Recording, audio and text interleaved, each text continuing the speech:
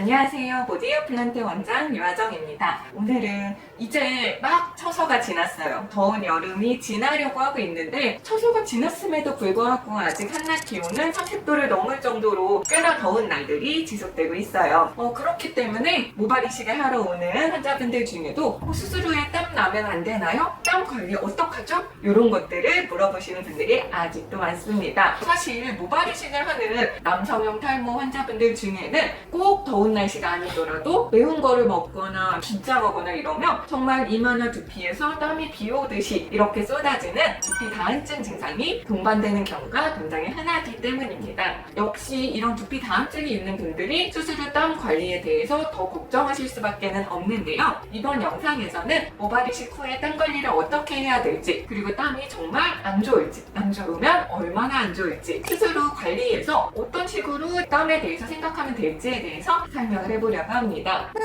첫 번째, 모발 이식 후에 땀 나오면 좋지 않냐? 라고 했을 때 맞아요. 이식 후에 땀 닿는 것이 사실 좋지는 않을 수 있습니다. 이 근거를 한번 살펴볼까요? 상처 부위의 관리에 대한 일반적인 가이드라인이 있어요. 모발 이식 수술뿐만이 아니라 모든 수술 후 상처에 대해서 WHO나 CDC가 이 상처 부위를 어떻게 관리하는 게 좋아요 라고 하는 가이드라인을 발표한 게 있는데, 수술 부위에 땀이 닿는 것이 좋지 않다라고 되어 있습니다. 그래서 이 가이드라인 때문에 수술 부위에 땀 닿으면 안 되지 않을까, 나쁘지 않을까 이렇게 생각하시는 분들이 굉장히 많습니다. 그러면 안 좋다, 나쁘다 이 원인을 한번 살펴볼게요. 땀 자체의 성분 대부분은 수분이고 약간의 염분이 같이 들어있는 액체입니다. 이 액체 자체가 세포 독성이 있거나 수술 부위의 상처 회복을 지연시키는 것은 아니에요. 근데 왜 수술 부위에 땀 닿는 게 안 좋다라고 이 가이드라인에서 얘기를 했냐면, 대부분의 수술 부위는 폐쇄성 혹은 반폐쇄성 드레싱을 적용하고 있습니다. 붕대로 칭칭 감거나 교우덩을 붙여두거나 메디폼을 붙여두거나 어제를 붙여두거나 이런 것들이 폐쇄성 혹은 반폐쇄성 드레싱들이에요. 그랬을 때 땀이 폐쇄성 혹은 반폐쇄성 드레싱에 들어가면 꺼즈가 젖거나 메디폼 안쪽이 불어 터지거나 이렇게 과습된 환경을 만들기가 쉬워집니다. 따라서 이 습기가 고여서 이 안에서 세균이 번식할 수 있기 때문에 WHO, CDC 가이드라인에서 수술 부위에 땀 닿는 걸 피하세요 라고 하는 거예요. 그런데 모발 이식을 생각해 보세요. 요새 모발 이식을 하고 나서 수술 부위에 붕대를 감거나 여기에 메디폼을 붙이거나 교우덩을 붙이거나 드레싱을 붙이고 다니는 경우가 있나요? 물론 흔하지 않은 경우에서 있을 수는 있겠지만 일반적인 모발 이식에서 우리가 이 위에다가 드레싱을 붙이고 다니지는 않습니다. 따라서 모발 이식은 개방된 환경이에요. 과습 때문에 피부가 무르거나 그 안에서 세균이 번식해서 세균성 피부염을 일으킬 수 있기 때문에 땀을 피하라고 하는 건데, 사실 모발 이식 수술에서 이럴 가능성은 굉장히 낮아요. 오히려 모발 이식 수술에서 무슨 얘기예요? 수술 부위 수변화를 유지하라고 계속 스프레이 뿌리라고 하잖아요. 솔직히 저는 이 생착 스프레이를 2-3시간마다 한 번씩 뿌리라는 것도 명확한 근거가 있지는 않아요. 그렇기 때문에 환자분들에게 그렇게 말씀드리지도 않습니다. 그런 방법을 추천하지도 않아요. 왜 그런 방법을 추천하지 않냐면 역시 과습의 문제가 있기 때문이에요. 제가 아까 땀은 물과 염분으로 이루어져 있다라고 말씀드렸잖아요. 생착 스프레이에서 제일 많이 대중적으로 쓰는 성분이 멸균된 생리식염수를 보틀에다가 담아서 이거를 계속 많이 뿌리라고 이제 얘기하는 경우들이 꽤 있거든요. 그런데 이 멸균 생리식염수는 증류수와 0.9% 소금이 들어가 있습니다. 얘 자체가 해로운 건 절대 아니에요. 그리고 수변하게 유지되는데 도움을 줄 수 있어요. 그런데 아까 제가 말씀드렸잖아요. 모발 이식을 한 이식 부위는 폐쇄성 혹은 반폐쇄성 드레싱을 적용하지 않고 우리가 이걸 열고 다녀요. 그렇기 때문에 2시간, 3시간에 한 번씩 계속해서 생리식염수를 뿌리게 되면 이 생리식염수 뿌릴 때 좋죠. 그런데 마르잖아요. 그러면 증류수 성분, 물은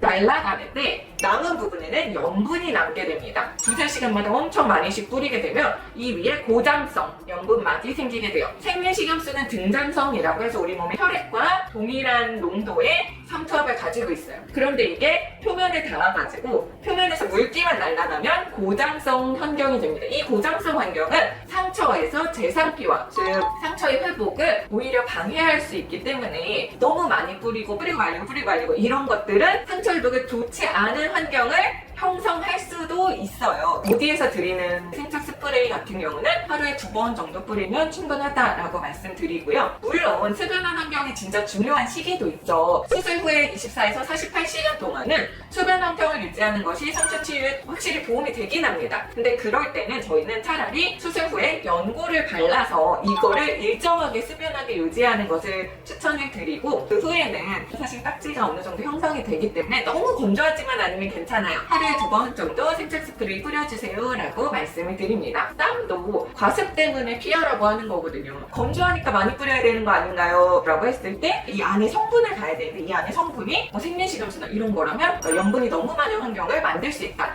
이런 것들을 염두에 두고 상처 관리에 유의해야 됩니다. 그러면 이미 땀이 났어요. 땀 났을 때 어떻게 제거하면 좋을까요? 이것도 궁금하시죠? 사실 땀이 났을 때 아까 말씀드린 것처럼 모발 이식은 한 29일은 드레싱을 덮여있는 상태가 아니기 때문에 아주 기겁하실 필요는 없어요. 하지만 땀을 닦고 싶을 수는 있잖아요. 땀이 흐르니까. 그랬을 땐 깨끗한 거즈로 땀을 이렇게 톡톡톡톡 닦아주시거나 집에 있다면 흐르는 물에 닦아주시면 아주 충분합니다. 또 땀 자체를 너무너무 두려워할 필요는 없어요. 땀 자체가 독성이 있거나 이런 건 아니고, 땀이 나면 안 좋아요 라고 하는 것은 이식별 과습으로 인한 세균 번식 이런 것들을 우려하는 것이지만, 모발 이식 환경의 특성상 이런 것들은 사실 좀 어렵다. 현실적으로 가능성은 좀 떨어진다라고 생각하시면 되겠습니다.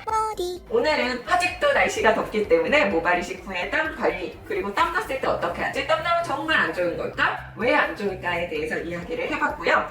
여름에 좀 더운 날씨에 모발 이식하는 분들에게 좀 도움이 되었으면 좋겠습니다. 영상 보고 질문 있으면 댓글로 질문 달아주시고요. 좋아요, 구독도 부탁드립니다. 감사합니다.